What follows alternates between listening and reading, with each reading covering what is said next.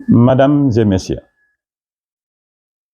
aujourd'hui, Pastef TANAF a décidé de se réunir pour dénoncer les faits répétitifs au sein de la commune de TANAF. Nous, Pastef de la commune de TANAF, on se réunit chaque mois, même avec 10 personnes, pour discuter du sort du parti dans la commune. Et la réunion avant la venue du président, le 20, a été décidée un mois avant l'annonce de la venue du président dans la Casamance. D'ailleurs, c'est une réunion qui devait être une réunion commune avec la commune de Bagnères, mais malheureusement, le coordonnateur de la commune de Bagnères étant empêché, nous avons jugé nécessaire de tenir cette réunion à Tanaf. Et à la suite de cette réunion, des personnes mal intentionnées sont allées informer la brigade de proximité de Tanaf sous prétexte que nous voulons saboter la venue du président à Tanaf, ce qui n'est pas fondé. Certes, nous avons tenu notre réunion, mais ce que nous avons discuté n'a rien à voir avec le fait de saboter la venue du président à Tanaf. Nous avons décidé ensemble de structurer le parti dans les quartiers et dans les villages et lancer les activités aussi du parti à partir du mois de janvier.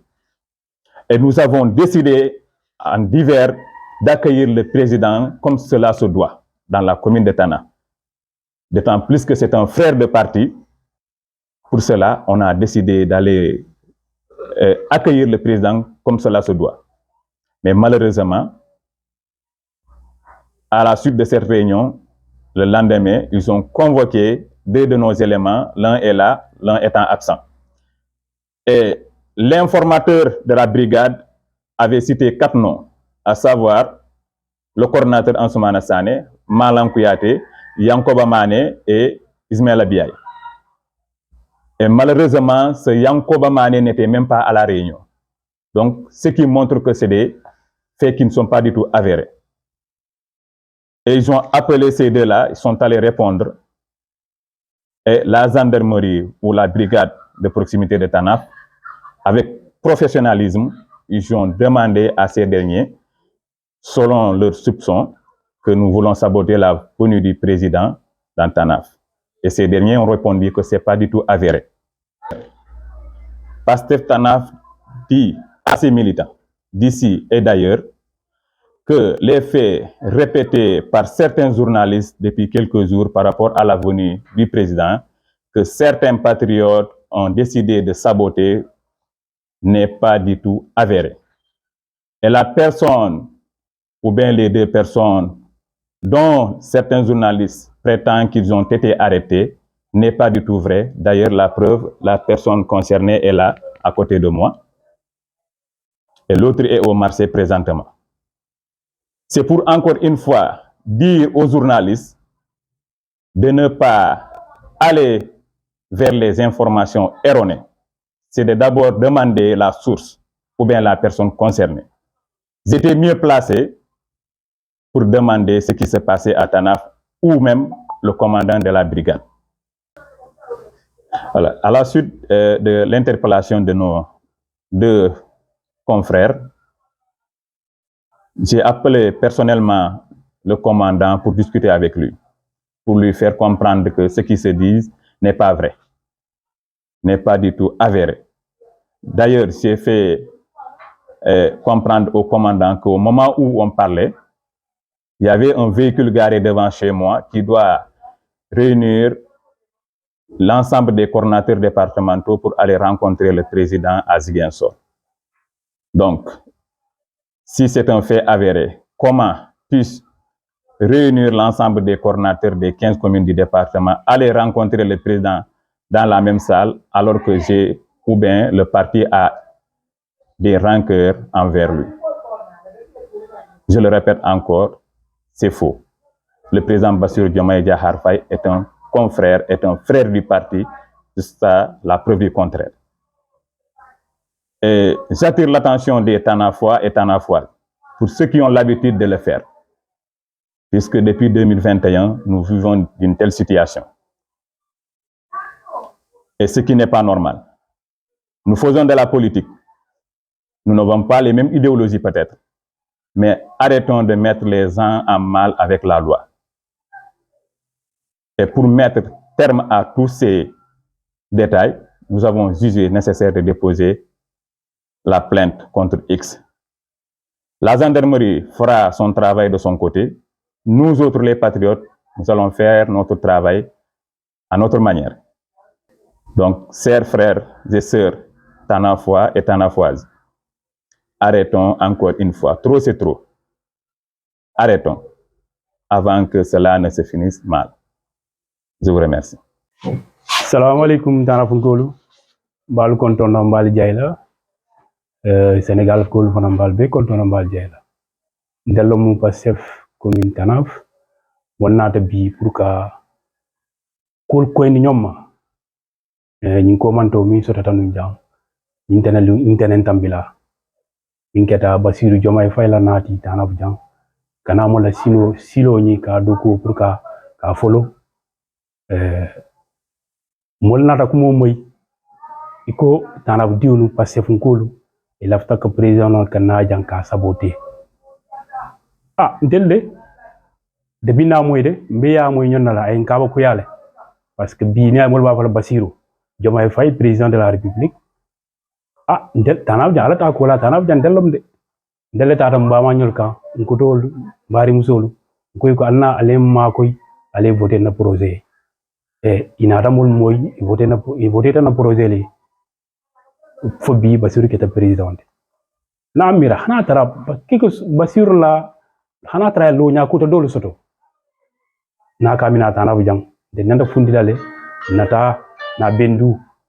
kayro kono na etala kayro kono parce que na del fona président na kunto ko inkete Ousmane Sonkoti awol fo molé président minala Casamance nata al fundale ta bendu comme del Casamance nololon dun taw ka buñale e moliwol ke fundita tata na bendu na buña kayro kono na talata katanda la fananko del Pastef commune Tanaf karo kari del ka benn ka sigi ka parti la ñaato ta ka kacha ka parti la stratégie ka kacha sati kono karo kari e ala tata ke ko in karo kono ni sibiti tambila moliwol mutano min kata le 20 ol benta mo la réunion fi de la réunion na fonune yani Basiru binala karo commencé vers décembre début décembre molko le 20 les réunions kala inke Pastef timbe kachal Pastef la avenir la Pastef la stratégie la ala inata foko président binala dans Tanaf jang c'est une telle réunion que le 20 réunion comme d'habitude dans réunion botala compte rendu kele na tandi dunia bela mil bambe ta mil mamabe ko ndelde beñi siwna kan sende namira maralan kolu wala momil lafta ka kinyaro la wolente lewul je i kontele réunion biawon kili pour ka Basiru la na saboter ala ya long delmon ko mo si va fonti bari fana na mira ni Basiru bi ndele asindi ja de ni be wuro be tu ndele ñol loñ saté ko no jang lumina Basiru la résultat la wala mi wado kono dolbe jelo la wolu dolbe nu kumbol la dol kumbote la suufo no ko donc namira ndel ngamira ku dol la mi alon ka Basiru saboter hani watul no opposition el saboter ko tiñar ko bina min dati je na kelo be keri bango be kelo nga fundi na ta kelo bari muga mo manquer respect muga mo nen muga bula mola surtout président o tinala jang ndel ya fumbo saboter la e ka tandi mbadi mal bela tout Tanaf nkolu barabaro la banko be kon Tanaf del Pastef Tanaf e mim fo amon soto bi amon soto sama to nyalonde e nkafunyol ni wilbe dogo la nyonka mo nani yolo fo natana mo fulal soto yew kile wala te danko iko ko ndelde na nyine moy alko muna mu to fo to nyalamba wala to nyante ko hani do nyante parce que kilindo min keta mani waliti mu wafir lalati o manna reña lum fon ala muy ngaf ñuma do min keta kuyatati yolo soto ko de la réunion ani Basiru la nama ñun soto fe naja de la réunion kele comme ndata ka kenyami nde mo man foje comme bita sabotero nana ra sama bita bendura te nale image obje del mo fulol bebe nunje nteni coordinateur benuje Basiru bendula donc del mango mo sifati politico mu dindulo til mais a scénario tel ko leki buga bula ke bala buga mo ne wala mu siwti bi ka koyni ko wala tina pour ko ko nya kan ke kote ke mole alon mol pour sate be alon jumal faw nyi ko nyi nyumala sabu data gendarmerie na plainte ça fait data na déposer gendarmerie na ko sindi commandant ma akumole ko na la kayto jele mfana ben kato kelal on a plainte contre X commandant ko afana bala kato kelal c'est mfana be siri bala me wala mo min koke fo mo le alon mo jumalom mona na kake alafta munela mona na kake donc na fo nya Basiru quel que soit à la posture nana rajandel ba bendula bar fana ani président digalo na président ko ala bendul ba bendula assalamu alaykum mbokk yi ñoo ngi ñu wa Tanaf ak Sénégal gi yépp manam ñoo ngi bëgg ñëw ci li fi jotoon jaar ci fan yi néew yi ci génn mooy ci ñëw président de la république Diomaye Faye li fi gaayoon waxoon ne dafa amoon ñaari nit yi ñu fi téewoon ci waa Pastef loolu lañ bëgg xamal ñii que loolu noonu amul ndaxte lii sax mën na koo firinde ndaxte man sama tur ci la nekk coordinateur moo ngi nii moom lañ nommé Ansou Sané man Ismaïla Biaye Baba Kouyaté ak Mané ñoom lañ cité woon mais ñi ci woo convoqué ci kenn dañ leen di woo par téléphone gendarmerie dañ leen di woo par téléphone ñu ne leen ñëw wuy gendarmerie bi ñu ñëwee ci brigade bi dañ leen laaj ba xam yéen a bëggoon saboter yéen a defoon réunion pour saboter la venue du président ñu ne leen déedéet loolu dañ ñoo ngi koy doog a yëg ci yéen ñoo ngi koy doog a yëg ci yéen ñun réunion bi ñuy def weer wu jot dañuy def réunion pour au nom du parti Tanaf fii dañ koy def weer wu jot lii réunion bi dañ ko programmé avant président di programmé ñoom ci Casamance gi lañ programmé suñ réunion bi far mu tombé ñu def réunion bi biñ tase ci bi réunion bi di tas mooy ci divers bi dañoo newoon nañ accueil président bi ñun loolu lañ ci ndaxte Diomaye Faye ñoo ko fi teg ñun ñooy patriote yi fi ñun Diomaye ñun fii ba 2029 ñun ak Diomaye la amul kenn ku ñu mën a tekkal déedéet loolu amul léegi puisque affaire bi yàgg na ñu koy def depuis 2021 dañuy sosal loo xamante ni lu nekkul ñu koy sosal looloo tax ñu nit ñu jël suñu volonté dem porter ji plainte lii mooy preuve kii bi papier bi dañoo porter plainte contre X maanaam ña koy def ñun xamuñu li tax ñu koy def kon ñu nit dañoo war a taxawaay dañoo war a aar suñu bopp looloo tax ñu dem porter ji plainte ñu xamal àdduna gi yépp maanaam yenn journalistes yi ñu wax noonu naan dañoo téye ñaari élément Pastef amul ndaxte nit ki boo doonee journaliste bu professionnel boo amee information bi da ngay laajaat feneen encore pour xam lu leer mais yow mënuñ laa wax leen rek nga tëb rek joxe loolu information boobu taxawul amul fenn ñun amul benn président bu dul Bassirou Diomaye Faye le président Bassirou Diomaye Faye mooy suñu président tey mooy suñu président ëllëg ba 2029 ñun waa Pastef Tanaf loolu lañ bëgg dénoncer ne gars yi lu ñuy def noonu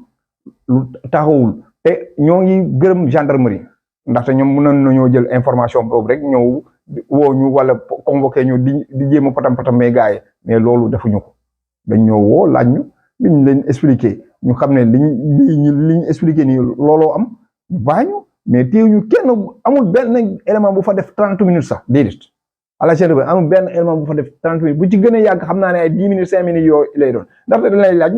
nit ki boo ko laajee mu wax la dëgg yow mii sa jëm bopp da ngay xam ne kii li mu wax looloo dëgg loolu tax gars yi ñu bàyyi leen noonu amul benn nit boo xamante ni def na fa 30 minutes sax amul waaw loolu daal lañ bëgg a yëgal opinion bi pour ñu xam ne ñiy jaxasee xelu ñi bëgg yàq diggante Pastef communal bu Tanaf ak sommet bi loolu amul yàgg nañ koo def du benn yoon du ñaar yoon depuis 2021 ñun suñ tur moom daanaka loolu moom répétition la gendarme bu ñëw rek day fekk suñ tur yi foofu ñu ne ñun ñooy def lii ñun ñooy def lii ñun ñooy def ñun lu bon loo gis rek ci dëkk bi ñu ne ñun ñoo koy def te def nañ loolu avant élection présidentielle ñu ñëw ci élection présidentielle ñu dóor leen dóor yu metti ñu ñëwaat encore ñu koy defaat ñu ñëwaat élection législative bi ñu dóor leen dóor yu metti te lii ñëwaat encore loolay gën a pire bii waaw looloo gën a pure bi puisque ñoom politiquement lañ koy def ñoom nañ di def loolu ñun lu ñuy def ñu xam ko ndaxte dañoo bëgg a mettre am mal ak population bi ndaxte nit ki mënoo koo ne kaañ fal kii ba pare nga fal kooku matagul mandaam jeexagul sax ngay naan ay da nga koy xeex loolu fan la mën a am kon boobaa ñun buñ delluwaatee ci population bi nañ falaat jiw est-ce que dinañ ñu wóolu ñun xeex boobu mooy seen xeex parce que ñun politique rek la ñuy dund ñun dunduñu loolu ñun politique bu jotee ñu def politique bu politique jàllee ñu nekk ci leneen amul kenn fii koo xamante ni dina topp kenn fii ñii ñëpp ay liggéeykat lañ kenn ku nekk see bopp nga yaakaar mais kantaa am ñoo xamante ni dafa am kuñ yaakaar kookoo leen di jox di leen financer ñuy fen di wax lu dëgg ci dëkk bi ñun loolu dunduñu loolu asalaam